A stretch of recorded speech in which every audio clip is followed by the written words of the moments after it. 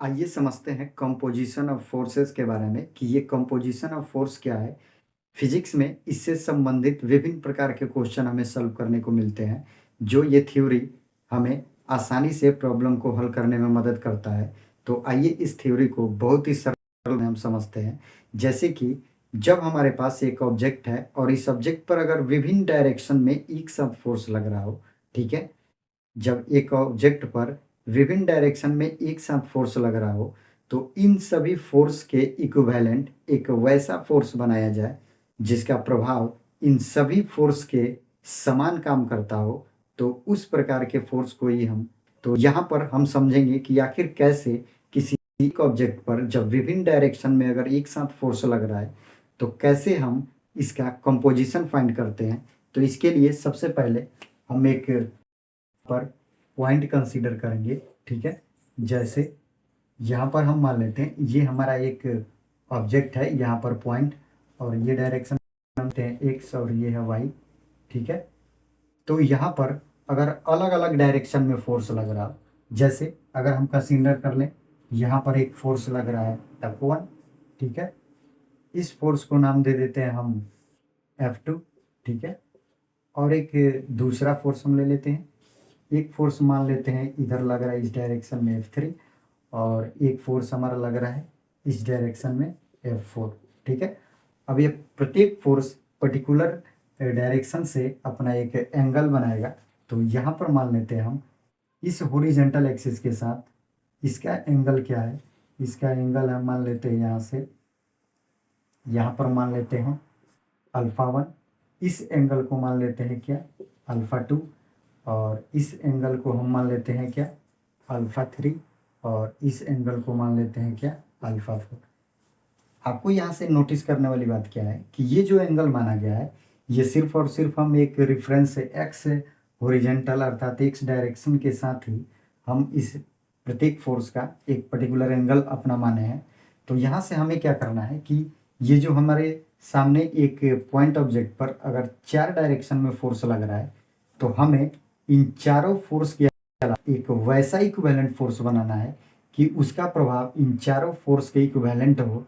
तो उसे हम कहेंगे क्या, कंपोजिशन ऑफ फोर्स। अब इसे हम कैसे कैलकुलेट करेंगे, तो सबसे पहले इस प्रत्येक फोर्स के लिए हम रिजोल्यूशन ऑफ फोर्स फाइंड करेंगे, अर्थात ये जो F2 है ये x डायरेक्शन में कितना बल लगाएगा और ये F2 y डायरेक्शन में कितना बल लगाएगा। सिंपल भाषा में कहें तो F2 का मैग्नीट्यूड x डायरेक्शन में कितना होगा, F2 का मैग्नीट्यूड डायरेक्शन में कितना होगा।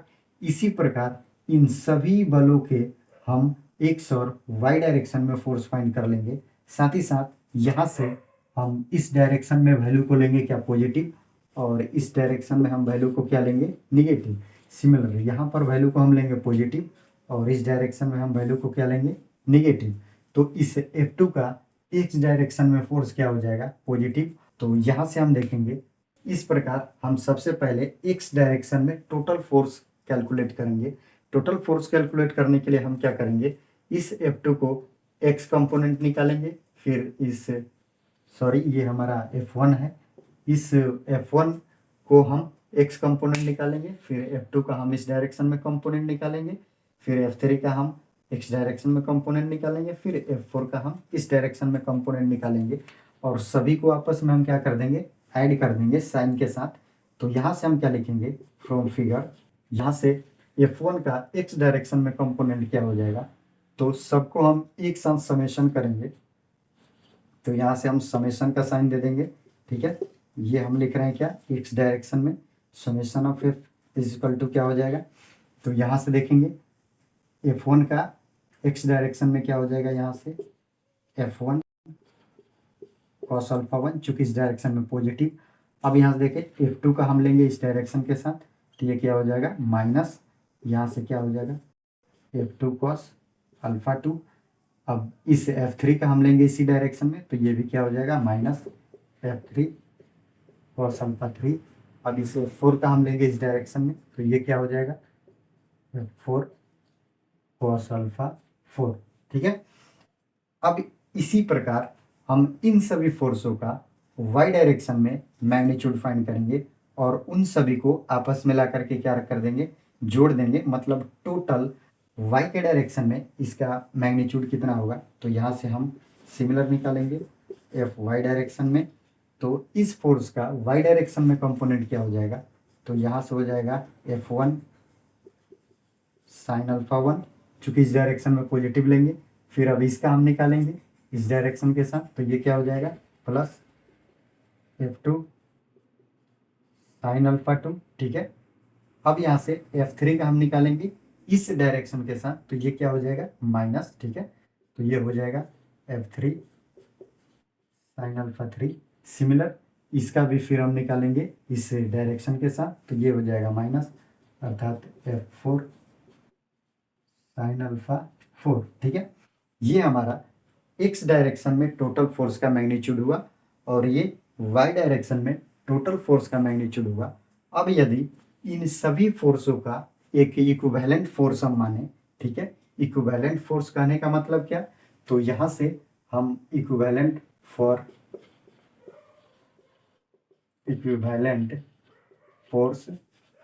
ठीक है, अगर इक्विवेलेंट फोर्स माने तो यहाँ से हम रिजल्टेंट फोर्स के रूप में दिखाएंगे कुछ इस प्रकार। जैसे यहाँ से हम मान लेते हैं इन सभी फोर्सों के लिए एक रिजल्टेंट फोर्स है इस डायरेक्शन में, आर रिजल्टेंट फोर्स। तो यहाँ से हम देखेंगे कि ये जो एक्स डायरेक्शन में है और ये जो वाई डायरेक्शन में, हम मान लेते हैं इसके साथ ये एंगल बना रहा है क्या, थीटा। ठीक है, ये जो हमारा एजम्पशन है, हमने क्या माना कि ये जो जितना फोर्स लग रहा है इन सभी फोर्स का इक्विवेलेंट फोर्स आर है, अर्थात रिजल्टेंट फोर्स क्या है, आर है, और ये एक्स के साथ क्या एंगल बना रहा है, थीटा। ठीक है, तो अगर हम इस आर रिजल्टेंट फोर्स का हम एक्स कंपोनेंट निकालें तो हमें यहाँ से क्या मिल जाएगा, हमें यहाँ से मिल जाएगा R X is equal to R cos theta. अगर हम वाई डायरेक्शन में निकालें तो ये क्या मिल जाएगा, R Y is equal to R sine theta. अब यहाँ से आप कल्पना करें कि ये जो टोटल फोर्स है इन सभी बलों का हम एक्स डायरेक्शन में मैग्नीट्यूड क्या निकाले हैं, इतना, और वाई डायरेक्शन में मैग्नीट्यूड हमने क्या निकाला, इतना। तो अगर हम लॉजिकली सोचे तो जो हमारा इक्विवेलेंट फोर्स होगा इसका जो एक्स कंपोनेंट होगा वो इस total x summation of F x के बराबर होगा, और जो रिजल्टेंट फोर्स का वाई डायरेक्शन में जो कंपोनेंट होगा वो इस एफ वाई के बराबर होगा।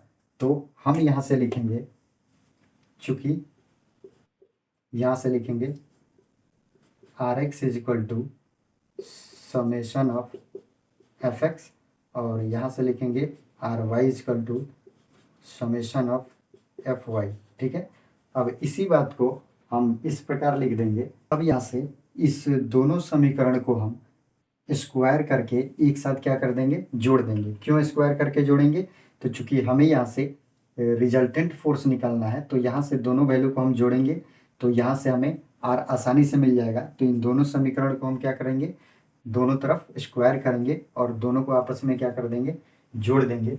तो हमें यहाँ से क्या मिलेगा, यहाँ से मिल जाएगा हमें आर एक्स स्क्वायर प्लस यहाँ से क्या मिल जाएगा आर वाई स्क्वायर, और बराबर इधर से क्या मिल जाएगा समेशन ऑफ एफ एक्स का square plus summation of F Y का स्क्वायर। ठीक है, आप यहाँ से देखेंगे आर एक्स का वैल्यू हमारे पास क्या है, आर कॉस थीटा, तो ये क्या मिल जाएगा R square cos square theta, plus यहाँ से क्या मिल जाएगा R square sine square theta, और इधर से हमें क्या मिल जाएगा समेशन ऑफ एफ एक्स का square plus summation of F Y का स्क्वायर। ठीक है, क्योंकि हमें यहाँ से मैग्नीट्यूड निकालना है किसका, रिजल्टेंट फोर्स का, तो यहाँ से हमें आर का वैल्यू क्या होगा, तो यहाँ से हम आर स्क्वायर कॉमन ले लेंगे।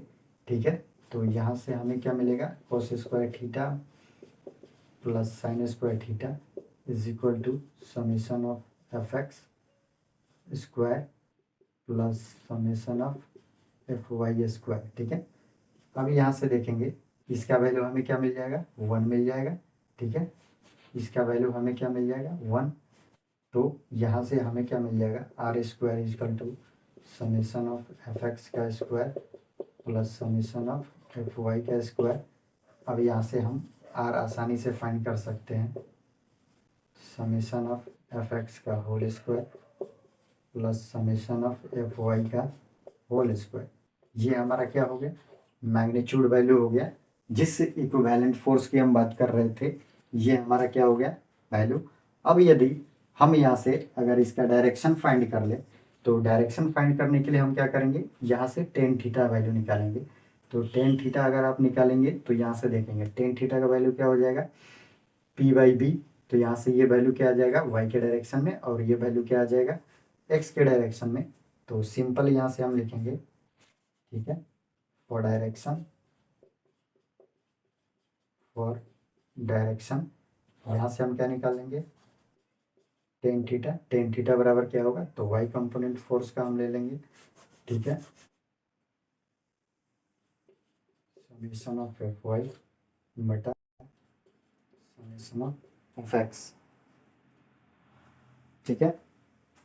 इस प्रकार आप आसानी से इस प्रकार के विभिन्न फोर्सों को एक साथ एक इक्विवेलेंट फोर्स के रूप में कंपोजिशन ऑफ फोर्स फाइंड कर सकते हैं, जिससे विभिन्न प्रकार के क्वेश्चंस को बनाने में आसानी होगी।